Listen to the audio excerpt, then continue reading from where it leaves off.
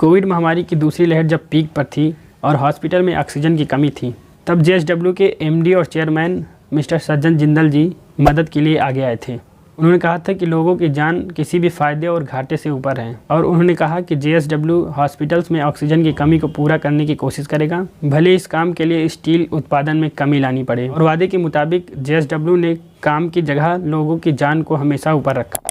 नमस्कार दोस्तों, Indian brand stories में आज हम बात करेंगे जेएसडब्ल्यू ग्रुप की। Jindal steel world 1 crore ton सालाना स्टील प्रोड्यूस करने वाली भारत की पहली कंपनी है। ये भारत की सबसे तेज़ आगे बढ़ने वाली स्टील कंपनी है। 1996 में देश की पहली कोरेक्स फर्नेस यूनिट बनाई गई और 2 साल के अंदर ये चालू भी हो गई।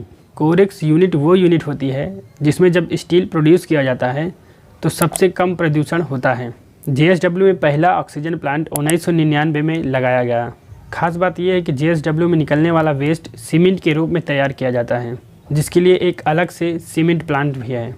स्टील के अलावा जेएसडब्ल्यू एयर सेपरेशन से ऑक्सीजन, हाइड्रोजन और नाइट्रोजन के प्लांट भी अलग से लगाए हुए हैं।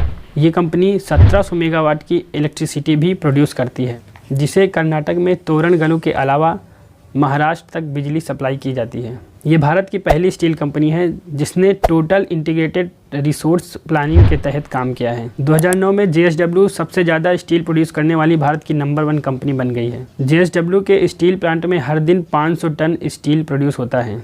जेएसडब्ल्यू की भारत में सबसे बड़ी ब्लास्ट फर्नेस कर्नाटक के विजयनगर में है। इस प्लांट के लिए ब्राज़ील और ऑस्ट्रेलिया से कोयला और बाकी के सामान लाए जाते हैं।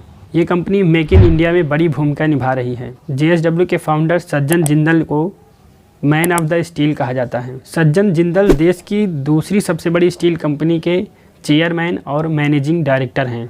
वो हरियाणा सरकार में रहे ऊर्जा मंत्री और देश के मशहूर बिजनेसमैन ओपी जिंदल तथा सावित्री जिंदल के बेटे हैं। जेएसडब्ल्यू ग्रुप लगातार देश की उन्नति में अपना योगदान दे रहा है। नमस्कार दोस्तों, आज की इस एपिसोड में इतना ही। मिलते हैं एक नए वीडियो के साथ, तब तक के लिए नमस्कार।